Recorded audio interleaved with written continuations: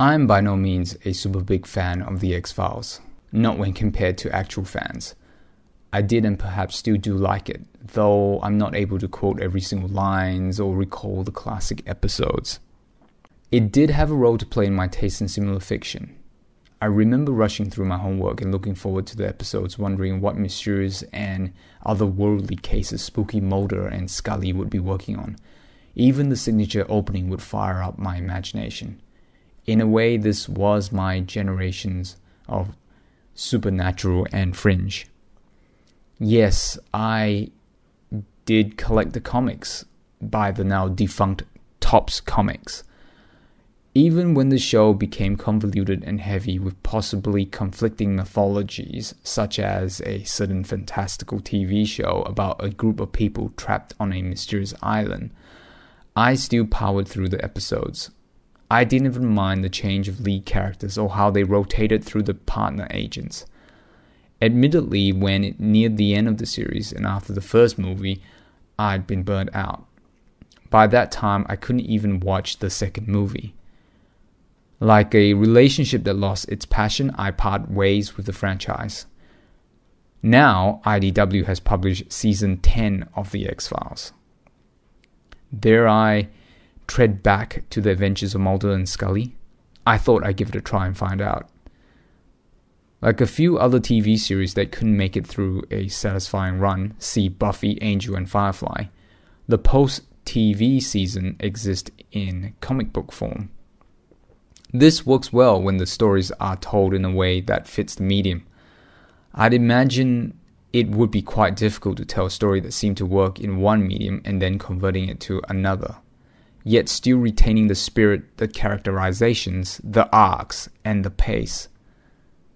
Chris Carter, the creator of the original X-Files series, is involved in this comic. One could see Chris's influence. For example, Mulder's musings, dialogue, and humor easily makes up his personality in such short instances. There is even a panel for a snippet of the title sequence right after the introduction. I could almost hear the opening theme music. In this first issue, we get to learn what Mulder and Scully are doing now. There is some small hints of the characters' past, such as their relationship, Scully's baby, and the department that they used to work for.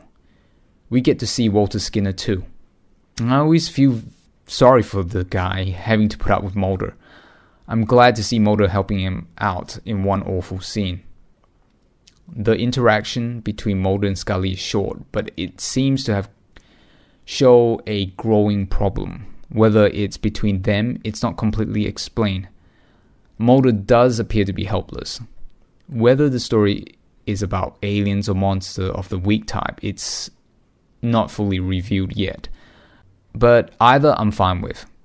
It does involve a creepy cult-like group of people in hoods and robes chasing after Scully.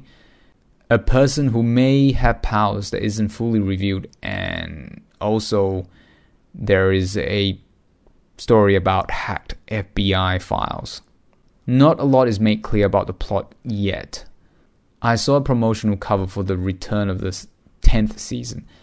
It was the I Want to Believe poster with the UFO in the background, but it has creases on it. I like the idea that it was folded up after Mulder packed up his things at the bureau and then stuck it back up at his home, like he never gave up.